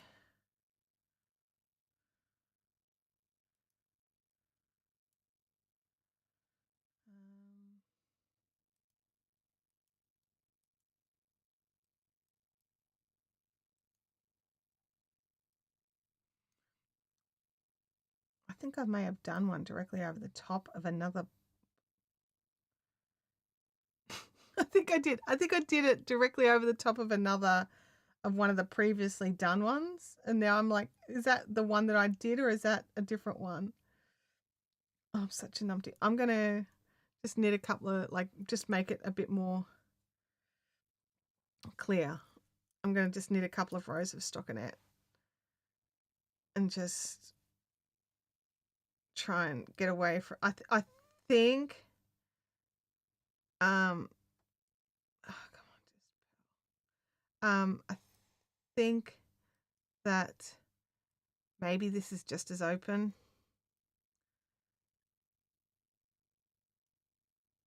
Because I don't know if it really, if I have done it over, I should have checked. I think I did though, because look at that, there's one right there. And I think that looks like those ones. And I think I've just done it a little bit too close for me to be able to judge it properly. So I want to give it the best chance of success. So I'm going to just knit a couple of more rows to get away from any other increases that I could have possibly done.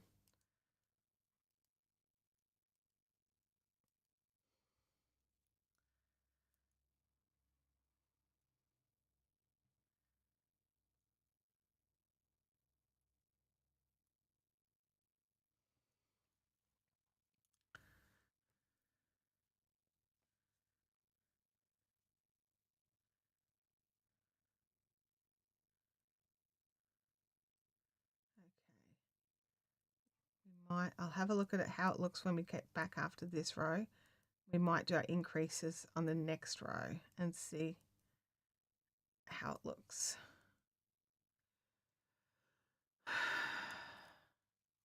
All right, let me just have a squizzy squiz here. Squizzy squiz looks. Okay, so there's no increases anywhere near here. So let's do our increases and see how it goes. Okay, which I probably should have did that at the start and then I didn't. So I've made more work for myself. Good job, me. 1, 2, 3. All right, we're going to do it. How many stitches do we have? If I do it there and then, yeah, I'll do it here. Okay, so knit in the front and then we're going to go in and knit a slip as if to knit in the back. And you want to make sure it's tight. And I want to knit a couple and then do it again. Knit in the front and then slip the back as if to knit. And then knit off to our end that we have here. Alrighty, come on. Cross your fingers, everybody. I need positive juju from everybody in the chat. I want to see finger crossing emojis flying around while I knit through the next couple of rows before we judge it. Okay, so then we've got to go through and we've got to purl all of the bits, including the slip stitches.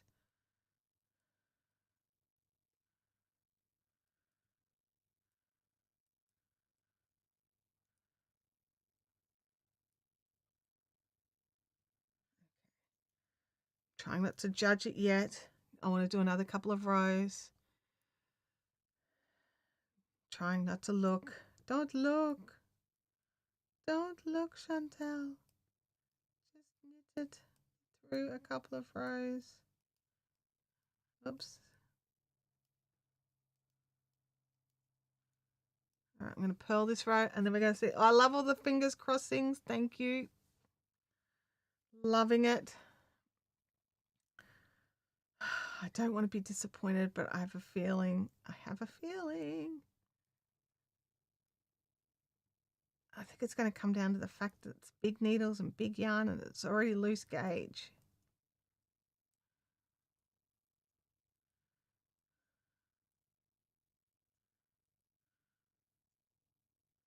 Alrighty, are you ready?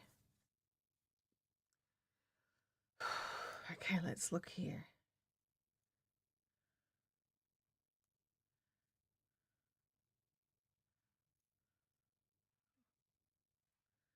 I want to just try and look at this standalone as possible. So yes, you can still see where I increase the stitches, but it's different. It is a bit different, but you can definitely still see it. Like let's put something dark behind. There's the phone, dirty old phone. Oh, screen off. We needed the dark screen. Thank you. You can definitely still see where those stitches went in.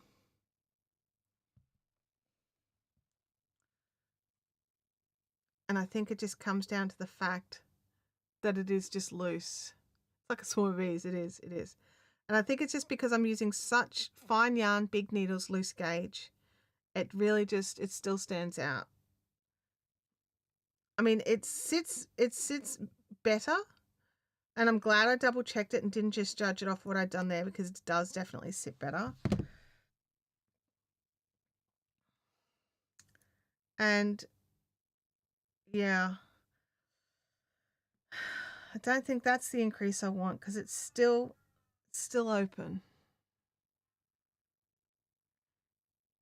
Yeah, I know, but see, Bianca, I won't wear it. If there's holes and my bra can be seen, I won't wear it at all. That's the thing.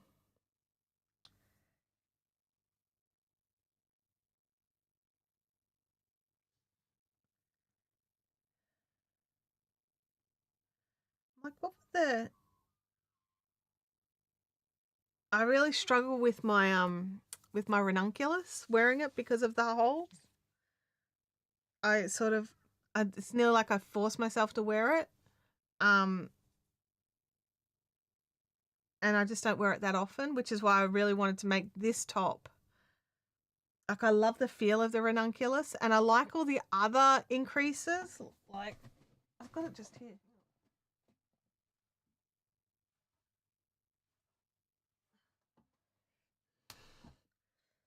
So yeah, I struggle with the ranunculus because of these. So see how these increases are a little like aren't as open, but these ones are like super open. But this is also higher up. So this section here is sitting up here a bit. That I can deal with. If it was sitting here or lower, I wouldn't wear it. So with the ranunculus, so these lower ones, these are like on the limit for me. So having like all of this, that bit higher up for me is the game changer. So, and if these were any lower, I wouldn't wear it. So I just realized I've been pulling stitches under here. I wonder why. That's weird. Anyway, I'll look at that later. But yeah, so whereas with this particular top, these eyelets are going to go all the way down to the underarm. Like they're going to go all the way down to here. And that's too low for me. So I need to find an alternative. So I will keep hunting for an alternative. But I mean, that's a positive step. And it looks like if you're doing something in wool and you want an invisible increase, like that was golden. Like that's worked a treat there. I would absolutely use it in that instance. Whereas here it's still, I mean, when it rests and when it blooms, it might be different. I'll sit down and do a proper swatch and wash it and see what happens. But there just seems to be a lot of, like, there's a lot of space there. So, yes, that's a no from me on that one. Unfortunately. A hell's yes if I'm using wool. Could you just do a normal knit front and back and embrace the purl blips? Probably. Yeah. Yeah. I was really looking for something a little bit more like invisible, but I don't think I'm going to get the invisible.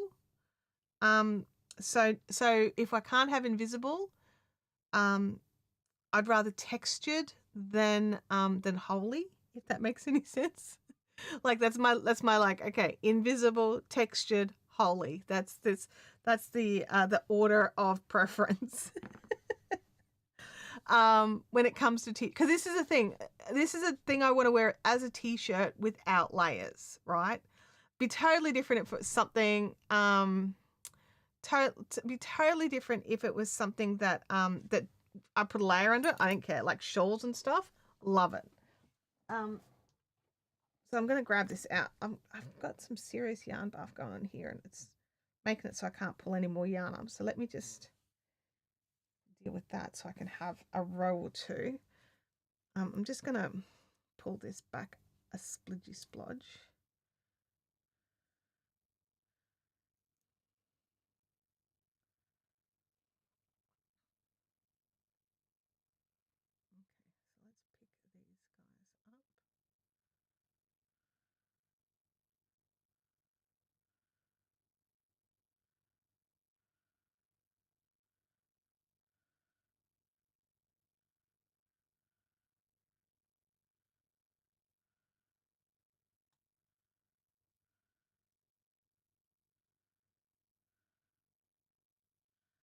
Okay, let's purl back. I'll also check the make on left and right. What I might do is I'm just going to quickly just check the purl bump and see how that looks here.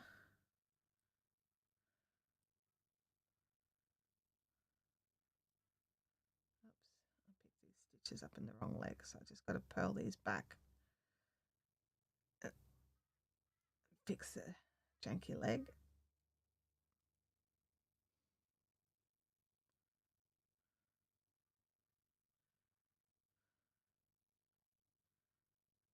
Okay, hopefully I fix that up, or if I've just made it even harder on myself. Go me. All right, let's have a look. Oh yeah, everything looks lined up properly. All right, let's knit across a couple. All right, so we're just going to do a straight knit in front and back.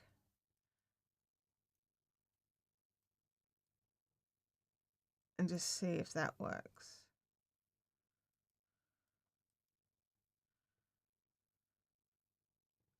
It looks like it doesn't leave a gap.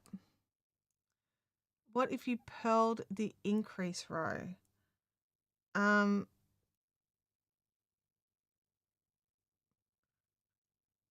Well, I'm only purling now because I'm going backwards and forwards. I'm not a big, like, I prefer stockinette. I'm not a big fan of purled rows on majority of stockinette things. I'll try it if we think it'll fix that issue, but again, not my preference. It looks like I either didn't pull back far enough. Oh, what I might do? Just give me another ball of yarn. All right.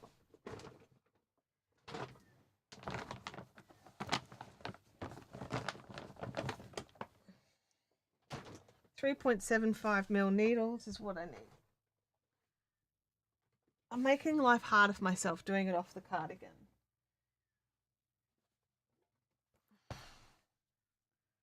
3.75s. These are 3.75s. All right. Let's just make a swatch.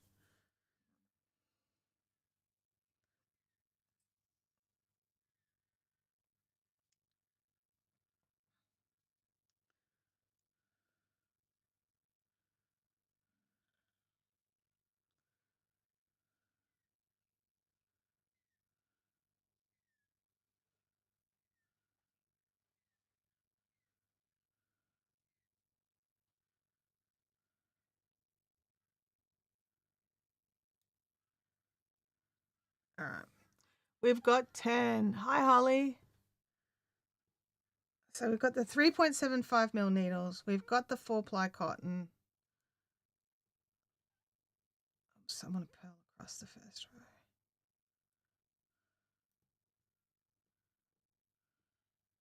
These do not have the tips.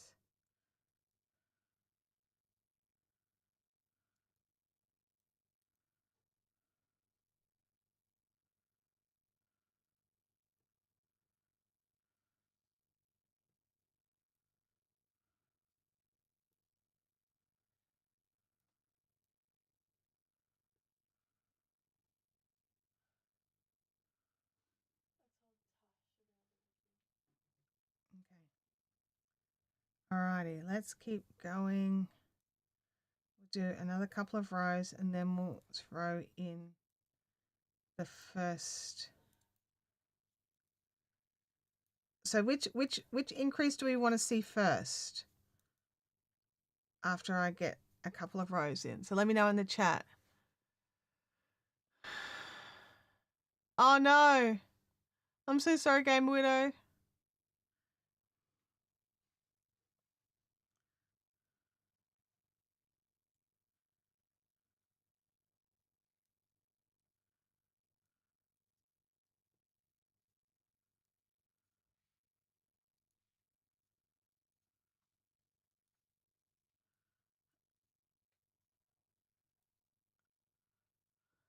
Okay. I'll do one more.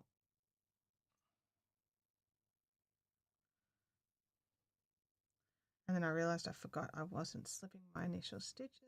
I'll fix that up too.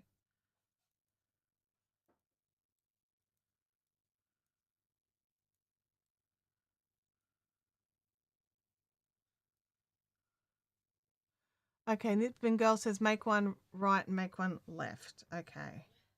All right, let me just, I'll go back to the, because I want to do all the increases on the knit side because it's going to be stockinette. And I do have to allow for the fact that because I'm doing this flat rather than in the round, the tension will be slightly different because my pearls are looser than my knits. It's something I'm aware of. Okay. No, you guys are going to see how bad I am at make one left and right. Oh, I'm terrible at make one left and right. Okay, I can do this.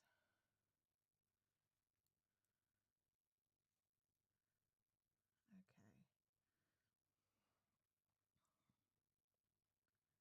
One left.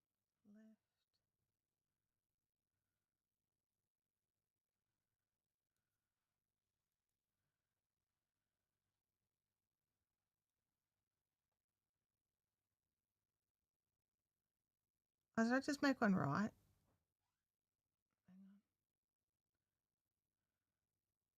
And make one right. I did the make one left first, and now I'm doing the make one right. And I hate make one rights. Let me know in the chat. Does everyone hate make one rights, or is it just me?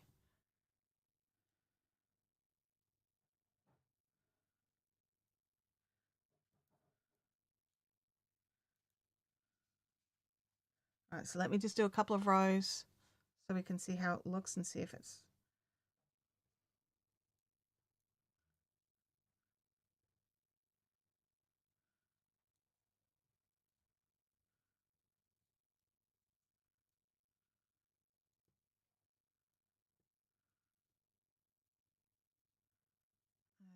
Okay.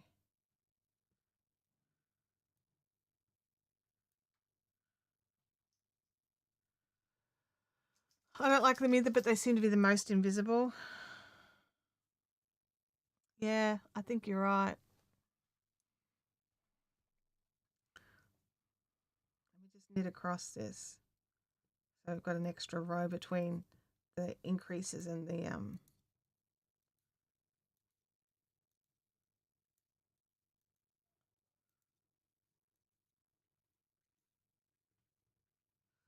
All right, so that's the make one left and make one right increase done. Obviously, you know, when we block stuff, it's a bit nicer. I'll just warm it up in my hands to try and.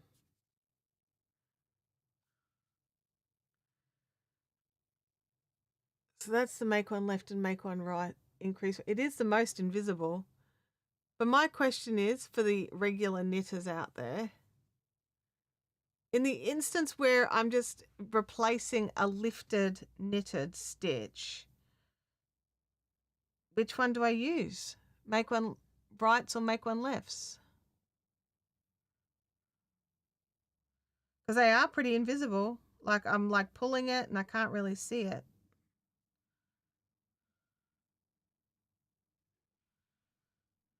I'm pretty happy with that actually. Yeah, I'm not a fan. Like the lifted increase is the one that's leaving the gap.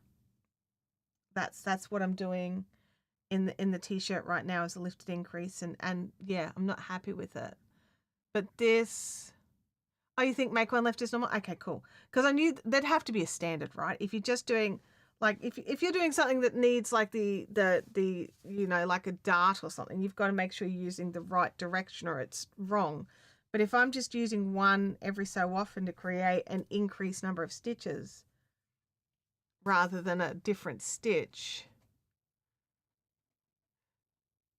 Yeah, I prefer the make one left. If I have to choose if I have to choose make one left or make one right, I prefer make one left. I'm just having a look here. I think they're both like neither of them are totally invisible as such. They don't leave a gaping hole, and that's all I need. So let me just I'm just gonna just pop that there. Actually, I'm gonna pop it on this one.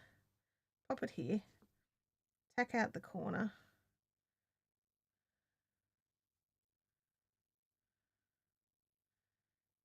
This is how I show the stitches without any other way to do it. So the make one left and rights are, let me just look here.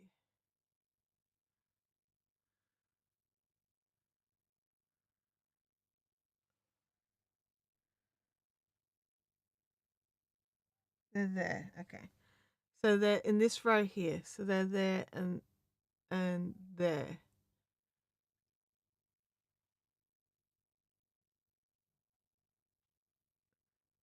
So I don't need them to lift a certain way. I just need them to not be visible. That's all. So Bianca says the right is less visible, but I can't actually tell which one. Oh yeah, that one's the.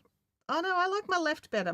Maybe it's because I'm better at the left and I'm less fighting it. Oh, that's awesome. Hang on a second, you guys. I just got to mute for a memento.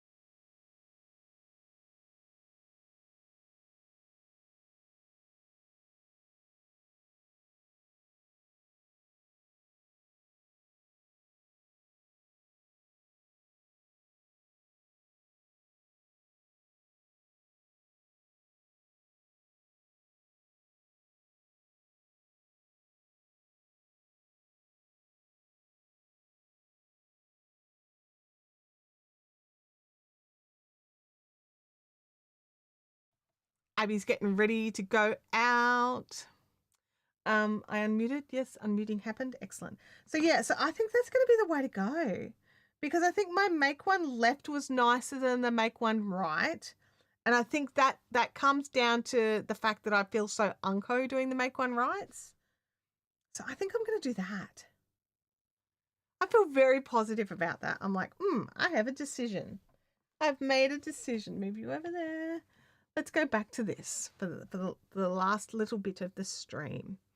I feel really positive about having made that decision with that shirt because I love the idea of it. I love my plan to because once I get under the bust and I've split for the sleeves, I'm going to do the helix striping of the 3 colors that I've chosen, which look so cute. But I haven't gotten to that point yet. So, yeah, you know, it's just, it was just something that was, that the holes were bugging me. And I was trying to persevere through them, like, stop being a baby. They're just tiny. They're fine. They're supposed to be there. But every time I picked it up, it was the first thing I saw with the hole, with the holes. And it just comes down to personal taste and preference. Because, like, as Bianca was surprised, I don't like eyelets on my bare skin, and you know, like, whereas other people are totally fine with that. It's just a personal preference thing. I love the pattern, and I think that if I was to make it out of wool, I would probably do the knit front and back version that we saw here. That I thought I think you should definitely test it with the actual yarn and the needles. Well, I did, didn't I? This is going to be one of the yarns. This is the same 4-ply cotton, just in a different color. And this was the same size needles, just DPNs. So different color and just a different set of tips, but it's still 3.75 mil and just the apricot rather than the blue. So, yeah.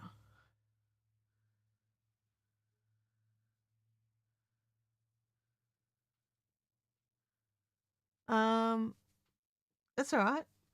It's all right. It does look different because it's totally a different color. But yeah, that's why I just grabbed like one of the little balls that was in the bottom of the bag and just grabbed the right size tips. Just so I could, because it was bugging me, like doing it on the edge of the shirt like that. Everything felt wrong about that.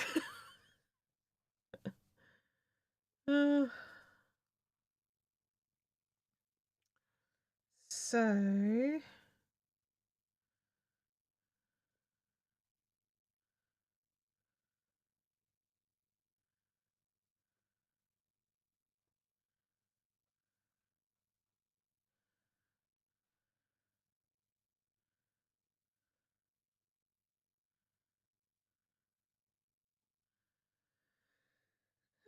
I mean, one thing I'll say with these Kado balls is they're quite like, while they look big, like I'm like, oh my gosh, it's so big. I've got so much yarn left. I also know it's like super airy, so it's like there's no tension in the ball, so I'll get through it pretty fast. I'm like, I can do this. I can totally do this. I can get this done. I mean, not in the next 5 minutes, but I can totally get it done. But I really appreciate your perseverance with me while I tested out that other knit front and back method, where you knit the fronts and then slip the back as if you're going to knit the back, and then you go through it and either knit it when you're going circular around the next row or purl it because it's stockinette.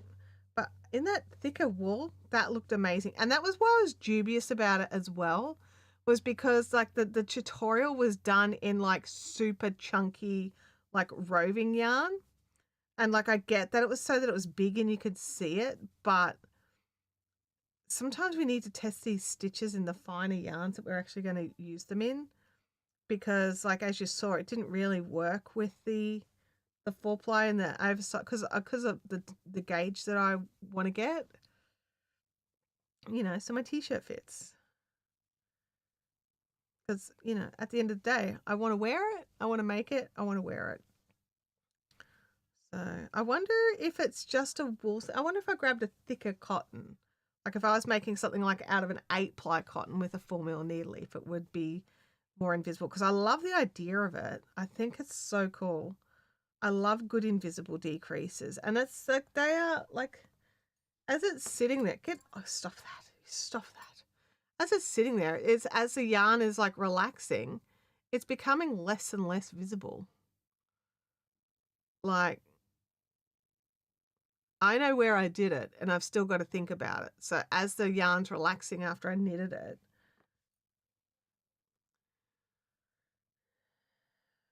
but yeah.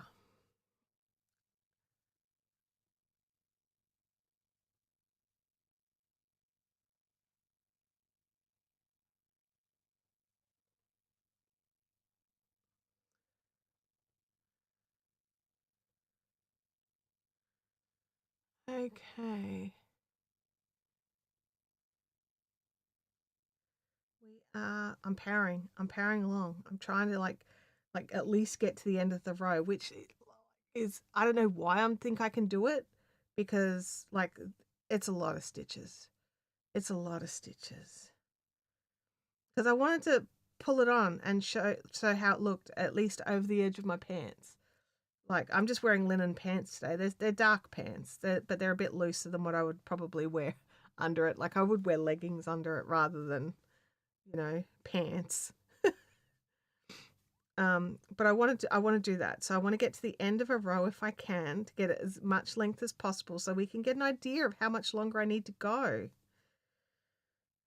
So I'm just like trying. I'm trying to go as fast as I can. Faster, faster.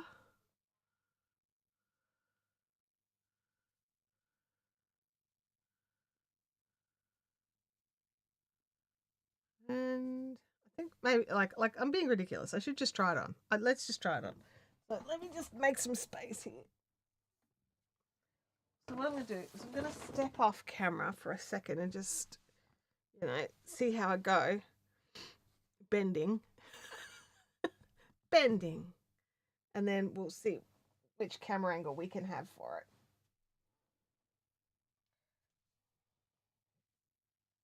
And also remembering this yarn will drop some.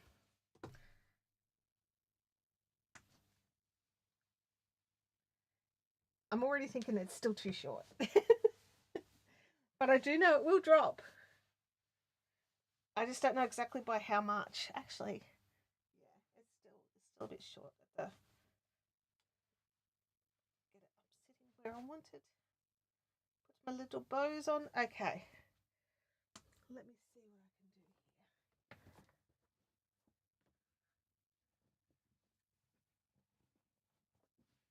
here. Alrighty, let's go to the big camera. And I'm not tall enough. Let's zooming out is what we need to do. Do I have any give in this?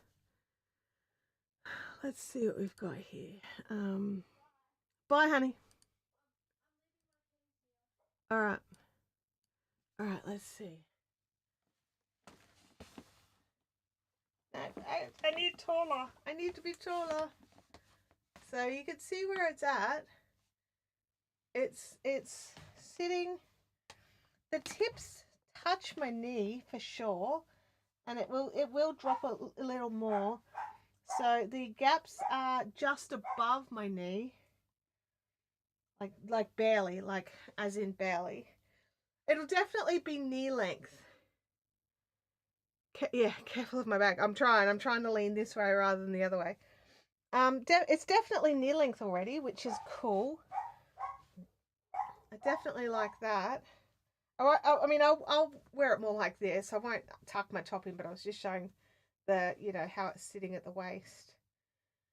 So, yeah, I like it. I like it. I think the extra couple of rows will actually make the difference. I don't think I'll need to add in the extra ball, which is what I was worried about. Oh, there we go. So, I'm happy with that length because, as I said, like it's already knee length. The advantage to very short legs is that when you've got to make things for your legs, your legs are short. Let's fix up this camera angle. There we go. I reckon like by the time I do that, like the extra couple of rows, that'll be the difference. That's it. It doesn't, I'm happy with that length. So once that's done, and because I've been weaving in all the ends as I go, I will just get to, like, there's one end that needs trimming, but it's already woven in. It just needs trimming. Because I wanted to see where that ball started. That's so exciting. So by next week, it'll be washed and blocked and ready for wearing. So I'm super happy with how it's looking. Yeah, super happy. Oh, sorry, I just need to calm down a little bit. I'm just going to stitch for just a second. Just a second. So it's very bright. I'm not used to wearing bright bottoms. Like I normally wear black or dark blue. Like skirts or shorts, or, you know, I've even got some like sort of like, you know, that sort of nice light brown, like the lovely khaki kind of browny color. I love that color. I even struggle with it. I even struggle with it, like, you know, wearing those because I'm so used to the darker colors. So this will be a bit alien for me, wearing something so light on the bottom half. But I'm going to wear it. I don't know if it'll be ready for Saturday, and then I'd have to allow time to get changed to go to the Abby's football game Saturday afternoon. So I'd have to allow time to get changed because I don't want to wear this to the football. So probably not. So yeah. Oh no, I know what the time is. Yeah, I saw. I just need a little minute just to, you know, I really feel like I should be able to get to the end of the rope. I won't. You're right. It is time. And I won't take any more of yours. So this Saturday, Caffeinated Crafters is at Cafe 63 at Beanley. I can only be there for a short amount of time on Saturday. Normally I'm there from like 11 till 5. This week I can only be there from sort of 10:30 till midday. So I'll be there a much shorter amount of time than usual because I've got to go off and travel out for a game for Abby. I'm super chuffed we got the shirt thing sorted. I really feel positive about moving forward with that. I'm going to frog it back. I'm going to finish off the skirt. I'm going to finish off the sock. Actually, I don't know about what I'm going to do with that sock. But yes, but then I'm going to start the shirt again. And Caffeinated Crafters is at IKEA next Thursday, the first Thursday of the month. So yes, IKEA next Thursday from 6 p.m. We'll have dinner and hang out. So we'll chat more about that again next week. But yeah, Frances, I'm loving how the skirt looks too. I'm so chuffed with it. I was a little worried. I'm not gonna lie. I thought it would look silly on me, but I'm actually really enjoying it. So, yeah, that's where we're at. State of the nation. And I'm gonna head off. I'll catch you all next week here in the live chat, or over on the Discord throughout the week, or on the Facebook group. So have an awesome week, and I'll catch you all later. Bye now.